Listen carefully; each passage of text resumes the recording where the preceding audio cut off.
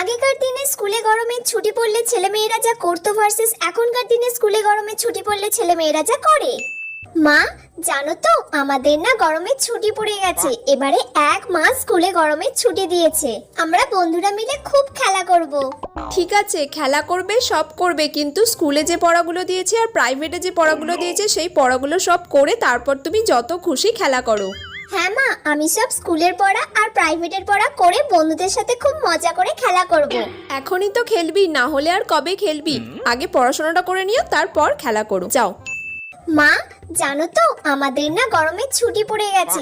আমরা বন্ধুরা মিলে খুব খেলা করব, খুব মজা হবে। ওকে, তুমি খেলবে তো অবশ্যই, কিন্তু এটা মাথায় রাখতে হবে তোমার কিন্তু সুইমিং আছে, ড্রয়িং আছে, নাচের ক্লাস আছে, গানের ক্লাস আছে, স্পোকেন ইংলিশও আছে। এগুলো ভুললে একদমই চলবে না। সবকিছু করে যেটুকু টাইম থাকবে সেটুকু টাইম খেলা করো, ওকে?